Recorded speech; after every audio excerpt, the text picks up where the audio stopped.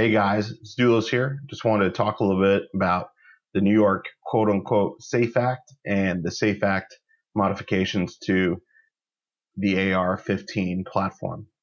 The New York SAFE Act came out a few years ago, and really, one way or the other, it's a load of garbage. It was a political grab after a tragic incident where children were hurt by a crazy person with a gun.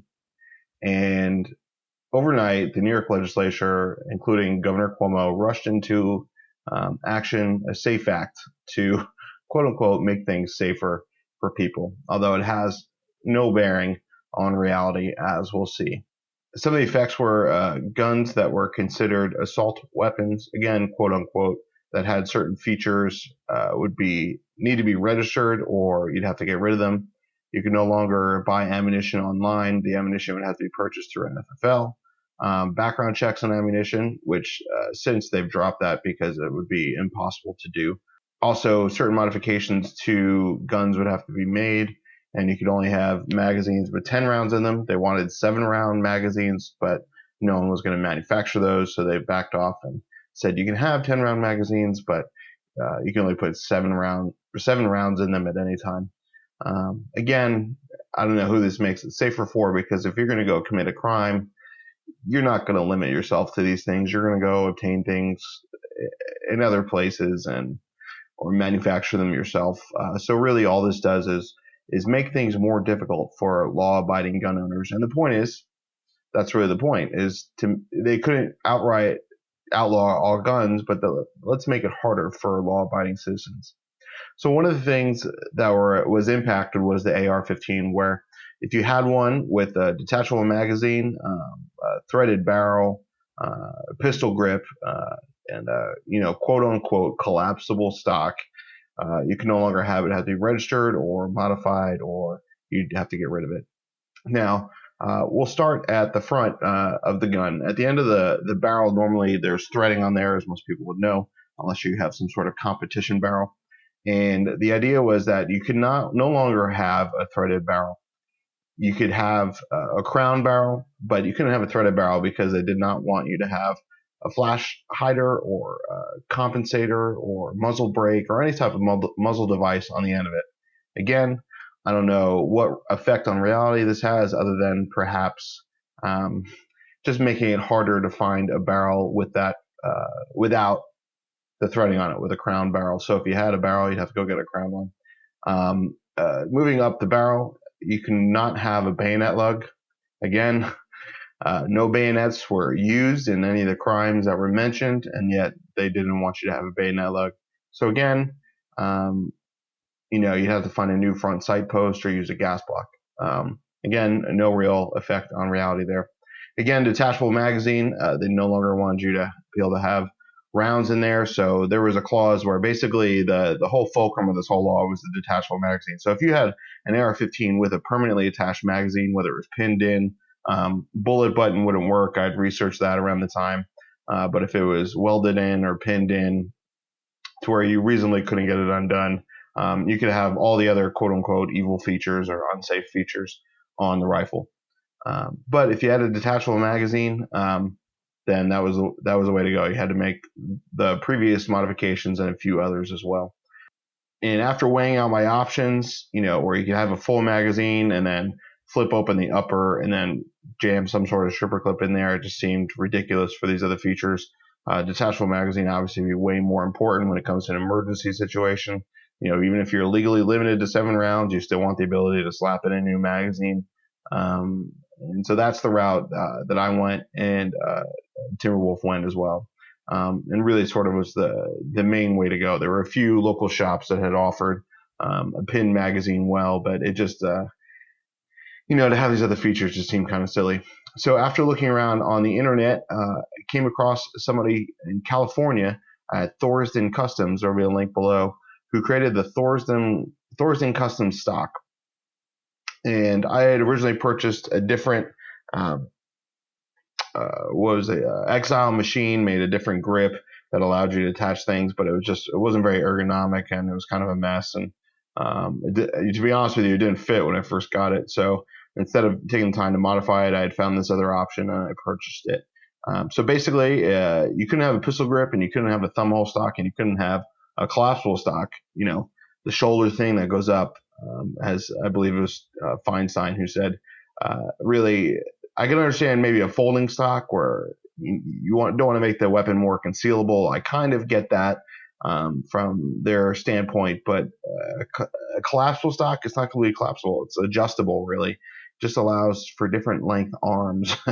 And so again, it's a silly law and really just intended to take off all the products on the market and make basically every AR out there that didn't have a fixed A2 style stock unusable. And even then, if you had a A2 style stock, you needed a pistol grip to fire the weapon. So, or even a cut down one, which was awkward. So again, the whole point was, let's just make this gun totally impossible to have. But thankfully, the way the law was written, there was a way around that. And like I said, the Thorsden custom stock, where it's not a thumb hole stock, as you can see, it's a pistol grip that's kind of slanted back in a more standard rifle stock position.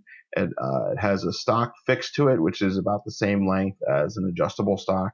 And then there is a buffer tube cover available that you can put over the buffer tube so you can get a better cheek well, and also a riser available for the buffer tube to get a better cheek well. I ended up getting the riser, but I didn't really need it.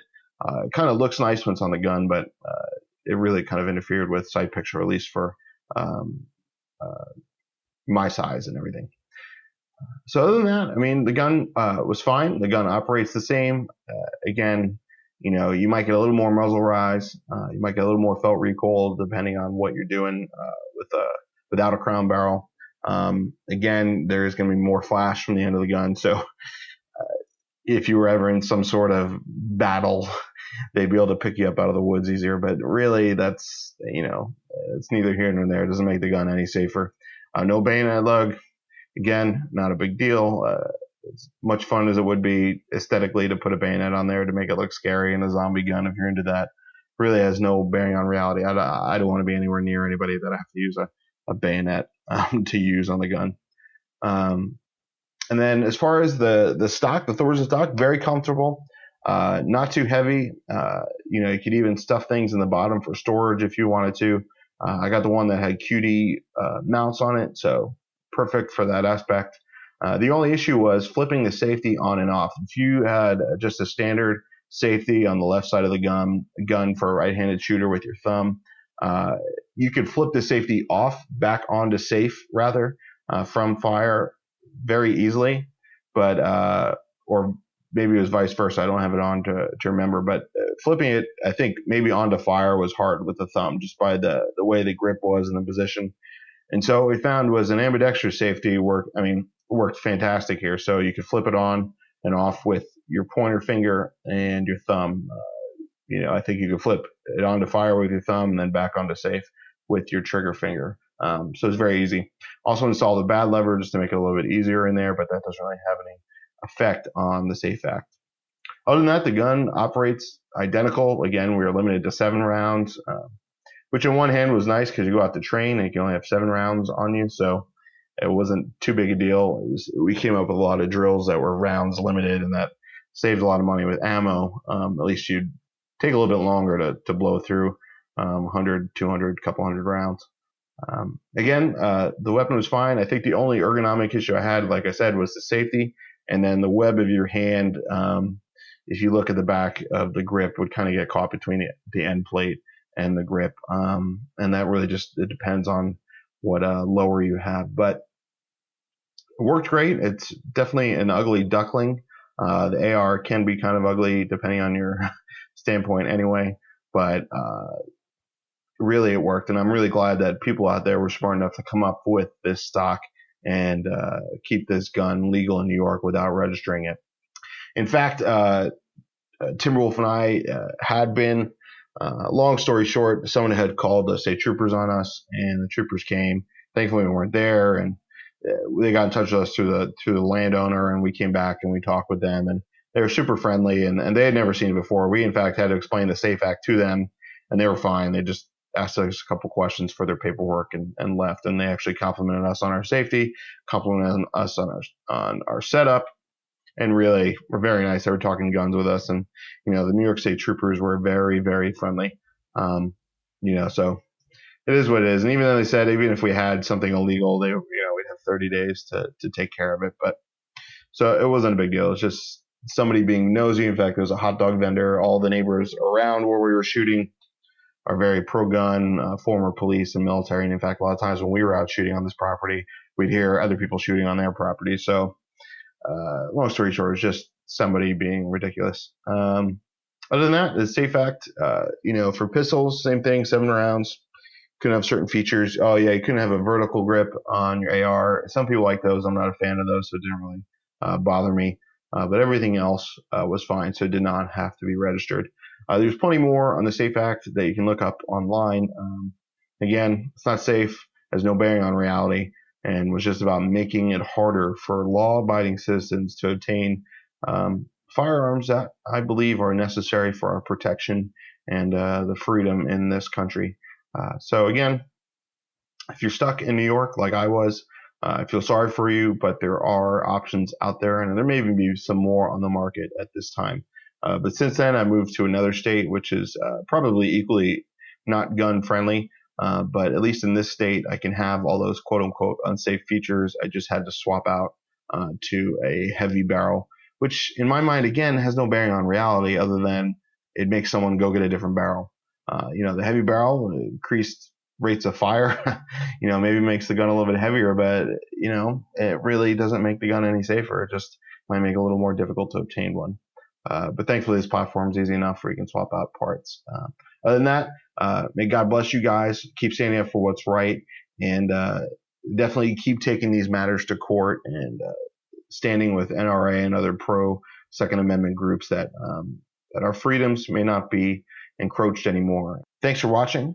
Please like, favorite, and subscribe. Feel free to comment below and share any insights or troubles you've had with gun laws.